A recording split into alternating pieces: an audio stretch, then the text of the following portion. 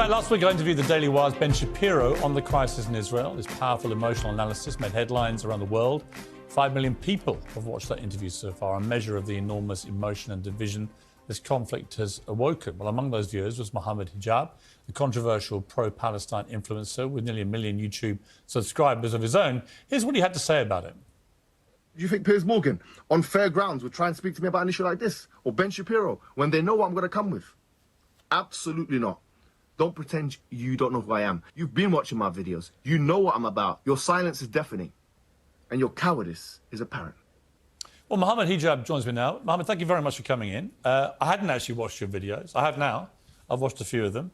I'm aware you've got a massive following. You've got nearly 1 million YouTube subscribers. You're an influential person, and you have a lot to say about this issue, obviously. So I thank you for coming in, but I'm not too cowardly to talk to you. I don't have a horse in this race. I think I've tried to straddle a divide of being fair-minded with all sides. I've had all voices on the show. I commend you for that, actually, Right. to be honest, for bringing me on. But do realise I did caveat that with on fair ground. So let's hope that this interview is conducted I intend to be completely fair. Yeah, sure. I promise you, because all I want to get to here is a real sense of what is going to happen. We can all look back at... We can all look back... Let me just... We can all look back... Before that, Piers, Yeah. sorry, if you want to say fair grounds, you introduced me as a Palestinian controversial... I actually corrected myself. Right, so... I said pro-Palestinian. I meant to say So pro-Palestinian. why did the word controversial come into play? I think you're controversial. So are you. Yeah, I wouldn't deny So is the that. ambassador. Why didn't you introduce her in that manner? I'm happy to say that to many people, her views would be controversial. So why didn't you introduce me as the Oxford graduate? Do you want to be introduced as that? Yes. OK. You're an Oxford graduate. Go ahead. OK. No problem. Give me a source. Yeah. You know full well you've been fired from the Daily Mirror for fake images. So you know full well about the I didn't accept they were faked. Exactly. The UK government did. Yeah, they did.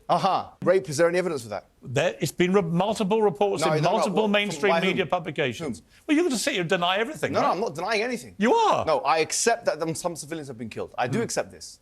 And I already said... You don't believe any of the reports that women were raped? No, I didn't say that. I said that it's still to be Do you verified. think they were raped? No, I don't know. It's like the Russell Brand thing. You said we don't know any evidence. So why do you apply two different not. standards? I'm saying it's been by the way, reported- when it's Israel, we know they're raped. When it's Russell Brand, you don't know because you're friend. No, it's been reported by legitimate news sources. When it's Israel, you know they're raped. But when it's Russell Brand, you don't know. Them. When it's Russell Brand, you don't know if There's they're no raped. comparison between Russell Brand and what's happened It's the same thing. It's a rape allegation. Why are you stuttering? I'm not stuttering. You are stuttering. You don't have anything You're to say. contesting every single thing that I'm saying. Yeah, that's and I'm the saying point of to an you, argument. at the end